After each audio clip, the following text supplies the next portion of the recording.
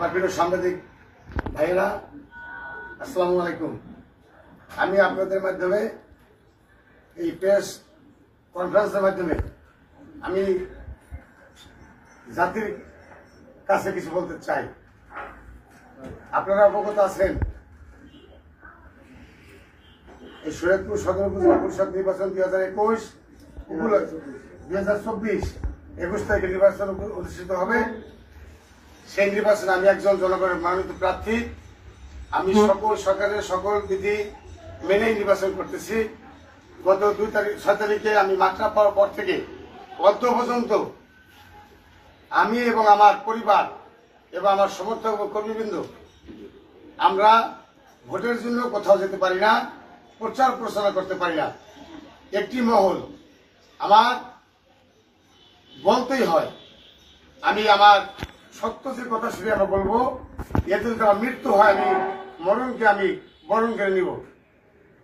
শরীয়তপুর 1 আসনের মাননীয় সংসদ ইকবাল হোসেন উপমিয়া তার নিজে একজন প্রার্থী দিয়েছেন। তার প্রার্থী উজ্জ্বল আখন্দ, মার্কা হলো ঘোড়া। তার সমর্থনে সে নিজে প্রচার প্রচারণা করে, তার স্ত্রী এবং পুত্রদ্বয় তারা সকলে প্রচার প্রচার করে। এমপির ছেলে, একমাত্র ছেলে এবং তার স্ত্রী দুজনেই আমার বিরুদ্ধে ভোট চায়, ঘোড়ার পক্ষে ভোট সমর্থনে ভোট চায়। আমার জাতির কাছে প্রশ্ন, যেখানে বাংলাদেশ আওয়ামী মাননীয় প্রধানমন্ত্রী জননেত্রী শেখ হাসিনা এবং দলের হাইকমান্ড যে সিদ্ধান্ত নিয়েছেন, দলের কোন সমর্থন নাই, প্রতীক নাই, এখানে যার খুশি সে নির্বাচন করতে পারবে। আমি সেই আলোকে নির্বাচন করতেছি।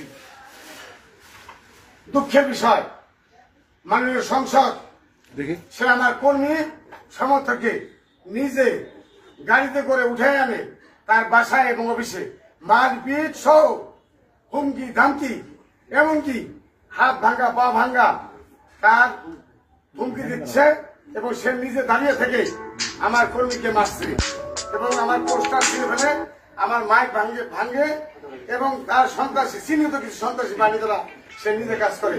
আমি জাতির কাছে মুক্তি চাই, আমি জান ভিক্ষা চাই, আমি নির্বাচন করতে চাই, আমি এই নির্বাচন সুষ্ঠু বা ত্রিপক্ষের নির্বাচন চাই, আমি প্রতিযোগিতামূলক নির্বাচন চাই। আমি জাতির কাছে জানতে চাই, আমার নির্বাচন করা কি অপরাধ? আজ আমরা ঘরবন্দি, এই এমপি অত্যাচার নির্যাতনে আমরা ঘরের থেকে বাইরে হতে পারি না। আমার অনেক কথা আছে, আমি এখন বলবো না, আর পরিপ্রেক্ষিতে আমি বলবো। তবে আমি একটা কথা বলতে চাই, আমি দাবি জানাতে চাই নির্বাচন কমিশনকে, আমি দাবি চাই এসপি মহোদয়কে।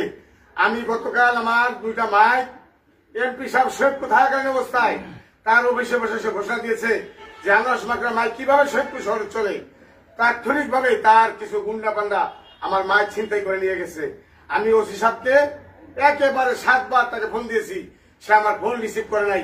আমি বাধ্য হয়ে এসপি সাহেবকে ফোন দিয়েছি, 2 বার ফোন দেওয়ার পর সে আমার ফোন ধরেছে, কিন্তু আমি কোনো প্রতিকার পাই নাই, আমি কোনো হেল্প পাই নাই।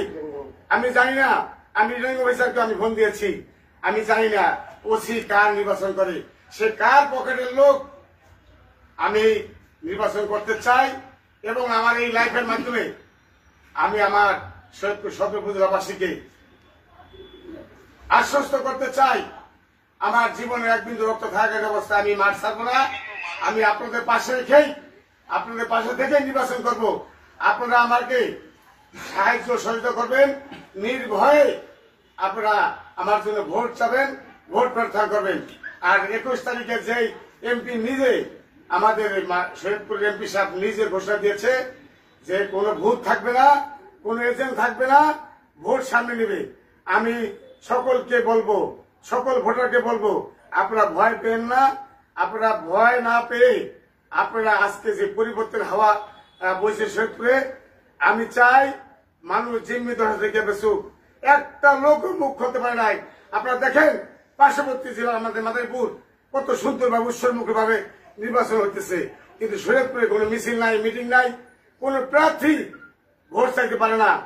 শুধু ওই ঘোড়ার সমর্থন, এমপির সমর্থনে, এমপি যাকে সমর্থন দিয়েছে 5 কোটি টাকার বিনিময়ে আমার থেকে 5 কোটি টাকা চেয়েছিল যে 5 কোটি টাকা দিতে পারবে সেই এমপি প্রার্থী হবে।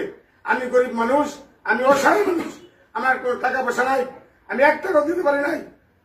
বিদায় আসছে আমার পিছে মরিয়া হয়ে লেগেছে কিছু গুন্ডা পাল্টা দিয়ে।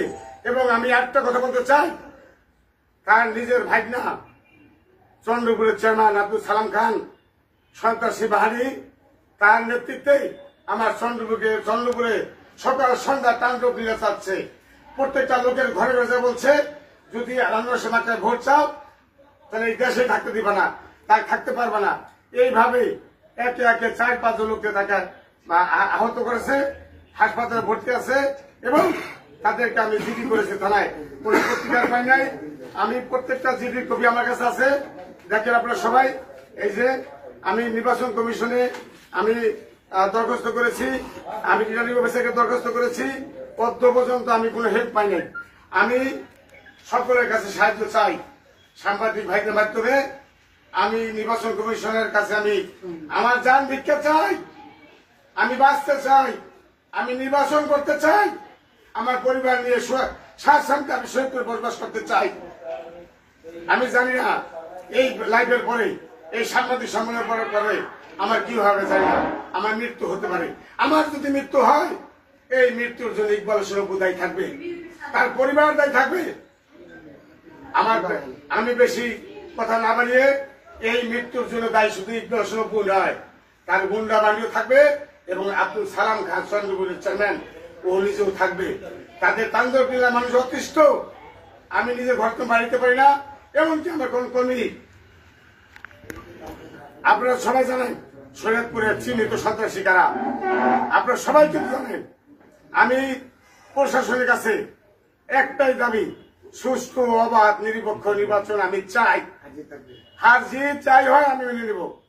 আমি ভোটের মাঠ প্লেন ক্লিন চাই, যাতে করে লেভেল ক্লিন চাই, যাতে করে আমার কর্মীরা, আমার সমর্থকরা ভোট দিতে পারে, ভোট দিতে পারে, সেই ব্যবস্থা আমি প্রশাসনের কাছে চাই।